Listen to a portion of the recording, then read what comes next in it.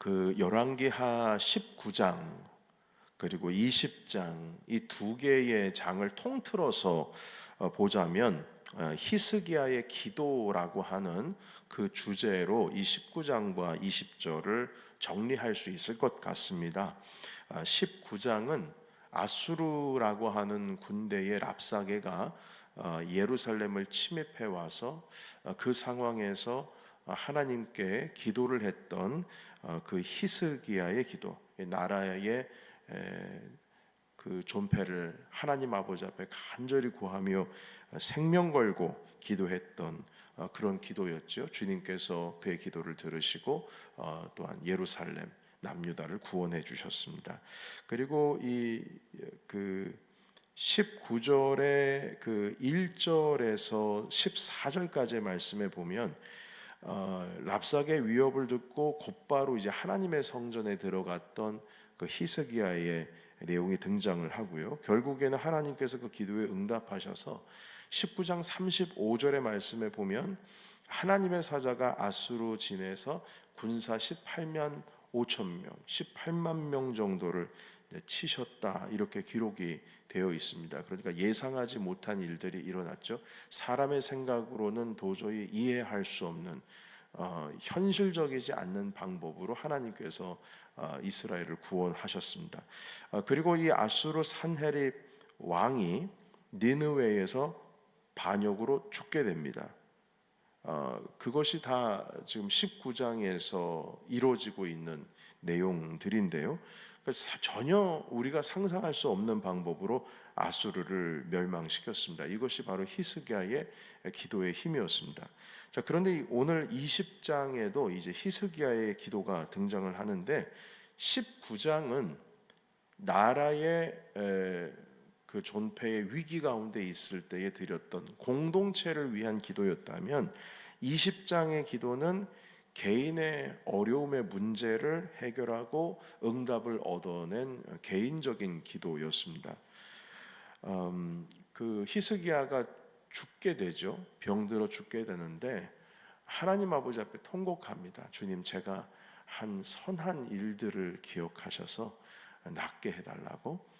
그래서 주님께서 이사야 선지자를 통해서 너의 눈물, 통곡의 기도를 내가 들었다 하시고 그 징표를 하나 주시는데 해시계의 그 시계 바늘이 10도를 앞으로 가는 것이 아니라 뒤로, 그러니까 해시계가 뒤로 갔다는 것은 물리적으로 가능하지 않은 일이죠. 그러니까 지구가 갑자기 뒤로 돌아갔든지 아니면은 공전 주기가 뭐 어떻게 됐다든지 뭔가 이 우주에 뭔가 이상이 왔다라는 뜻인데 어떤 해시계의 그 눈금이 10도가 뒤로 갔다.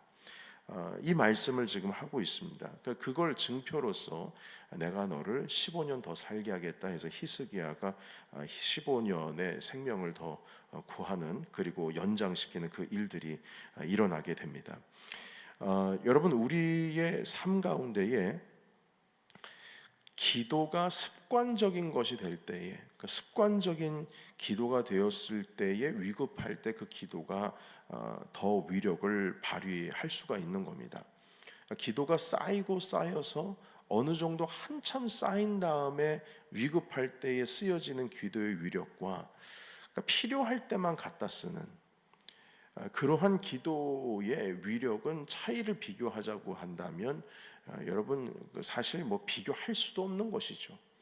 평상시에 기도가 쌓여야 하는데 여러분 칼도요. 그 칼도 예로부터 뭐 지금은 스테인레스 칼이지만 과거에 전쟁에 쓰였던 칼들은 사용을 하지 않으면 녹이 쓰는 법이었습니다.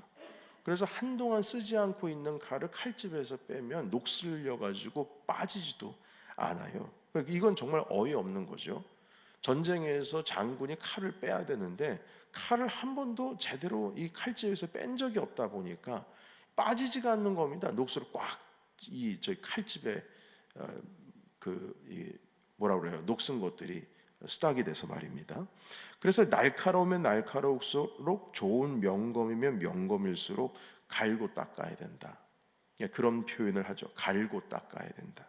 그러니까 히스기야는 그 기도의 칼을 가는 법을 늘 알고 있었습니다. 그래서 평상시에도 하나님 아버지 앞에 나아가서 쌓아놨던 그 실력의 그 기도의 실력 때문에 현재 개인이 가지고 있었던 이 난제에서도 기도로 승리할 수가 있었던 것입니다. 그러니까 히스기야 왕은 기도의 사람이었죠. 일단 성전에 올라가서 기도하는 겁니다. 현실적으로는 이건 말이 안 되는 일임에도 불구하고 일단 하나님 아버지 앞에 가지고 나가서 기도하는 습관을 가지고 있었습니다. 그래서 오늘 읽은 말씀에도 보시게 되면 갑자기 병들었기 때문에 나이 40세에 아들도 없게 죽게 생겼거든요. 여러분 21장을 보게 되면 히스기야의 아들 므낫세가 왕이 되었을 때 나이가 12세라고 말합니다. 히스기야의 기도로 목숨을 15년 연장을 시켰기 때문에 이 기도 이후에 계산적으로 따지고 보면 3년 뒤에 므낫세라고 하는 아들을 낳게 된 것이거든요. 그러니까 이게 만약에 15년이라고 하는 생명이 연장도 안 됐으면은 이 아들 보지도 못하고 세상 떠나는 겁니다. 여하튼 이 왕위를 이을 아이도 없이 젊은 나이에 죽게 된다는 것을 도저히 받아들일 수가 없는 것이었죠. 그래서 오늘 2절의 말씀에 보시게 되면 히스기야가 곧바로 벽을 향해서 바라보고 기도를 합니다. 우리 2절에 있는 말씀 함께 읽어볼까요? 2절입니다. 자, 시작. 히스기야가 낯을 벽으로 향하여 여호와께 기도하여 이르되 아멘. 여러분, 벽을 향했다라고 하는 것이 무슨 뜻일까요? 예전 같았으면 성전에 올라가서 기도를 했을 거예요. 자, 그런데 이 몸의 이 움직임이 한마디로 병들어 죽게 되었으니까 몸을 움직일 수가 없는 겁니다. 그러니까 할 수 있는 대로 침실에서 나오지를 못하고 벽을 향해서 얼굴을 맞대고 기도하는 것이죠. 그래서 이게 하나님을 의지하기 위해서 몸이 움직여지지 않으니까 자신이 할 수 있는 최선을 다해서 하나님께 기도를 하는 것입니다. 그러니까 의사를 부른 것이 아니라 네가 곧 죽게 될 것이다. 의사를 부르는 것이 아니라 벽을 보고 하나님께 먼저 찾아간 것이죠. 그래서 오늘 3절의 말씀에 보면 주님, 제가 행한 선한 것들을 좀 기억해 달라고 하면서 통곡하며 기도하는데 5절에 있는 말씀에 주님께서 히스기야의 기도를 들으셨고 눈물을 보셨다. 이런 말씀하시면서 15년의 생명을 연장시켜 주십니다. 우리 5절에 있는 말씀 우리 같이 한번 읽어보겠습니다. 5절입니다. 자, 시작.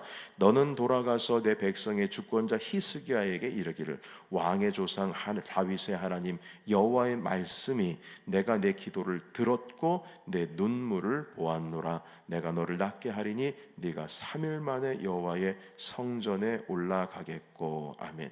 그러니까 여러분 지금은 성전에 올라갈 수 있습니까? 없습니까? 없습니다. 침상에서 움직일 수가 없어요. 그래서 낯을 벽을 향하여 얼굴을 벽을 향하여 기도하였는데 3일 만에 뭐라고 하십니까? 네가 성전에 네 발로 올라갈 수 있다. 그 계단을 네가 밟고 네가 다리에 힘을 얻어서 올라갈 수 있다. 그리고 6절에 네 날에 15년을 내가 더할 것이다. 그리고 아수르 왕으로부터도 내가 구원해 줄 것이다. 내가 다윗을 위하여 너의 성을 보호할 것이다. 이렇게 6절에 그 개인의 기도 가운데 주님께서 병만 낫게 하신 것이 아니라 그 나라도 아주 튼튼하게 다윗의 이 후손들이 세워가 나가고 있는 그 성을 지켜주시겠다. 그렇게 말씀을 하고 있습니다. 여러분 20세기의 기독교 문학에 있어서 거장 중에 한 사람이죠. C.S. 루이스라고 하는 분이 있습니다. 이분이 나니아 연대기, 우리가 잘 아는 영화로서는 나니아 연대기를 쓰신 분이신데 이 C.S. 루이스라고 하는 분의 책을 통해서 서양의 많은 그 기독교 지도자들뿐만 아니라 오늘날의 우리 한국에도 많은 책들이 번역되어 가지고 소개가 되고 있는데요. 그 C.S. 루이스의 책 중에 스크루테이프의 편지라고 하는 책이 있습니다. 이 스크루테이프의 편지라고 하는 이 뜻은 무슨 뜻이냐면 스크루테이프가 이제 엄밀하게 말하면 사람이 아니고요, 사탄입니다. 마귀예요. 그 마귀가 자기 조카에게 어떻게 하면 인간을 무너뜨릴 수 있을 것인가에 대한 노하우, 자신의 노하우를 전수하는 편지입니다. 그 편지들을 쓰는데 이제 그 C.S. 루이스가 뭐 당연히 이 사탄의 하는 말을 뭘 알겠습니까? 그분이 어떤 상상력을 발휘해서 마귀가 만약에 자기 조카에게 자신이 가지고 있는 이 인간을 무너뜨릴 수 있는 그 내용을 전수를 한다면 분명히 이런 것이겠지 하면서 소설처럼 이제 쓰여 내려간 것이겠죠. 그래서 그 내용을 보시게 되면 이런 표현이 있어요. 여러 편지의 내용들이 등장을 하는데 그 가운데 이런 내용이 등장합니다. 최선의 방책은 인간이 기도할 마음이 아예 생기지 않도록 막을 때까지 막아보는 것이다. 이게 최선의 방책이랍니다. 기도할 마음이 아예 생기지 않도록 막을 때까지 막아보는 거예요. 그러니까 이걸 이제 조카에게 설명을 하는 거죠. 그러니까 여러분, 이 사단이라고 하는 존재는 기도의 능력을 이미 아는 존재입니다. 그래서 우리로 하여금 그 기도를 하기에 힘들게 만든 것이죠. 그 능력을 의심하게 합니다. 기도의 능력을 의심하게 해요. 그러니까 그 기도할 마음조차 생기지 못하도록 모든 상황을 얽히고 설키고 해서 아예 이 기도의 진절머리가 날 수 있도록 그렇게 만든다는 거예요. 그러나 여러분, 기도를 하는 그 뭐라고 그럴까요? 기도의 전사들, 기도에 힘이 있다라고 믿고 있는 자들은 항상 기도의 칼을 갈고 있습니다. 제가 그 30대 때 E.M. 바운즈의 기도의 사람이라고 하는 책을 읽은 적이 있는데, E.M. 바운즈가 기도의 사람입니다. 그래서 이분이 그 기도에 대한 쓴 책을 생명의 말씀사에서 여러 권 번역을 해서 한국에 소개를 해줬는데, 그 기도의 위인들이라고 하는 책에서 이런 내용이 등장합니다. 이것은 저희 넘치는 교회 기도학교에서도 제가 여러 번, 영성학교에서도 소개를 했던 내용인데요. 그 짧은 한 단락을 제가 읽어보도록 하겠습니다. 그 E.M. 바운즈가 쓴 글입니다. 모든 업무 중에서 또는 어떠한 때든지 기도는 제일 먼저 있어야 할 것이다. 기도는 모든 일 중에 항상 우선되어야 한다. 기도는 그 중요성과 능력에 있어서 분명하고 절대적이기 때문에 모든 영적인 가치 중에서 가장 중요하다. 기도하지 않는 사람은 아무것도 아니다. 그는 누구보다도 못한 존재이다. 그리스도와 하나님과 하늘에 관계되는 한 그는 0점 이하이다. 패배와 승리는 이 한 가지 일에 달려 있다. 기도를 2차적인 것으로 해놓으면 왕관을 빼앗기는 것이 된다. 그것은 기도의 족쇄를 채우게 되는 행위이며 기도를 파멸시키는 행위이다. 만일 기도를 1차적인 것으로 놓으면 하나님을 제일 첫 자리에 모시는 것이 되어 승리는 보장된다. 기도는 당신의 삶에서 왕좌를 차지하거나 아니면 포기해야만 하는 것이다. 그렇다면 당신은 이제 어떻게 할 것인가? 이렇게 E.M. 바우즈가 자기의 책에 기도의 위인들이라는 책 속에 이제 글을 쓰고 있습니다. 이 히스기야라고 하는 왕은 기도의 습관을 가지고 있는 사람이었고요. 평소에 갈고 닦은 그 기도 때문에 심지어 자신의 문제까지도 결국 이 통곡의 눈물을 하나님께 올려드림으로 주님께서 그 기도에 응답하셨습니다. 그래서 이 19장, 20장, 19장은 나라를 위한 기도, 20장은 자신의 개인의 문제를 가지고 나가는 기도.